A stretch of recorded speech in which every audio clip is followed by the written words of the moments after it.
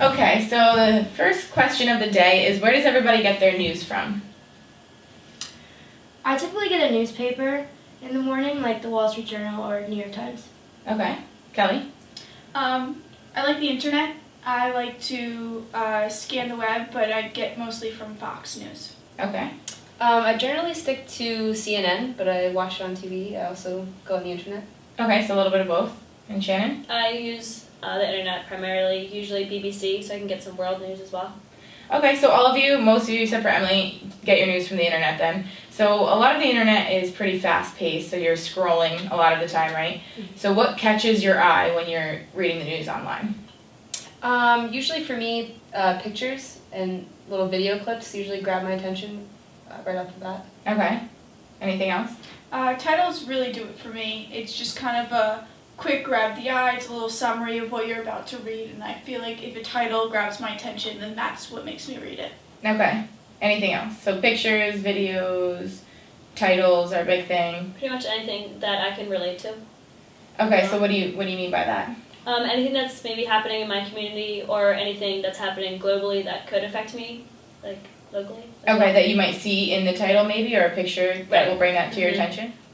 Also, right now, like that flight in Malaysia that's missing, Right. I feel like that's a conflict and that's something that everyone's paying attention to. Is everybody familiar with what's going on in Malaysia?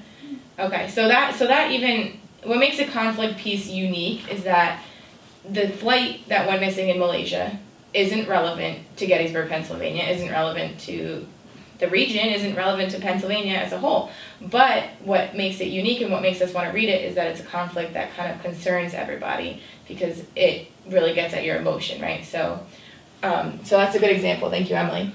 So for human interest, does anyone know what human interest means, to have a human interest in your story?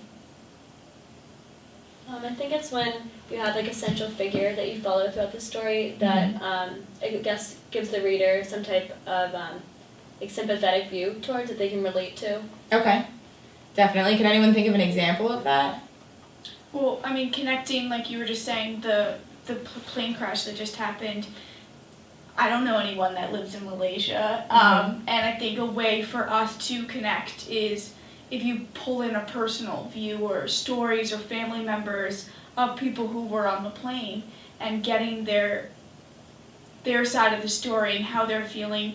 Being humans, we all empathize and sympathize with other people, and I think that will definitely draw and get your attention to stories if there's that human connection aspect. So maybe if we were to interview someone who maybe lost someone on the plane, a family member, and kind of tell the story of Malaysia through their lens, sort of, something like that. So we're going to take a minute now. We have about a 5-minute video to watch. A student made a video last year called Being a Girl in India. So what we're going to do is watch this video as an example, and then we're going to kind of build our own story. We're going to start generating story ideas for ourselves. So we're going to take a few minutes, watch this video, and then we're going to discuss afterwards. Does that sound okay? Okay. Why don't we break it down just to the campus level? So think about story ideas at Gettysburg College campus that you would want to write or produce a story on, a multimedia story piece. Sound good? Yeah. Okay. Right, so maybe we could do something with like sexual assault on campus. Yeah, I like the idea about girls. Okay, you guys ready? Yola? Yes. Okay, so Emily and Kelly, what did you come up with? Well, we just read an article in the Princeton Review about diversity, and Gettysburg College, our school, is #1 on the list for least diverse school. Okay. So we wanted to discuss diversity on our campus. So. Interesting. And what about the two of you? Well, what struck us from the video about India was kind of just like the element of girls, and so we kind of started talking about how women at college, with like sexual assault, is kind of like a huge issue. So sexual violence, sexual assault on college campuses, specifically specific to Gettysburg. Right. Okay.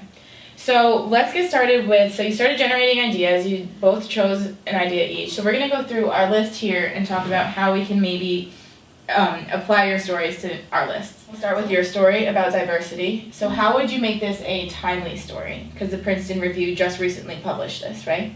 It was definitely a recent post, but diversity is always very timely, no matter where you are. Mm-hmm. So it's there. It's great. Okay. And so proximity, it's our campus, it's Gettysburg College was the one that was rated. Conflict, how is this a conflict story? Diversity always brings Diversity conflict always issues. brings, which then brings racial, which then brings stereotypes. Okay. An interest. How would you, maybe you can find someone on campus of another race Mm-hmm. to make the human interest of this story? Would that be something you think you could do? Yeah. Definitely. Okay. So in terms of making this a multimedia piece, what were you thinking in terms of how you would shoot this? What are the kinds of people that you would talk to? What are the kinds of footage, like the kind of footage that you would make sure that you would want to have on video?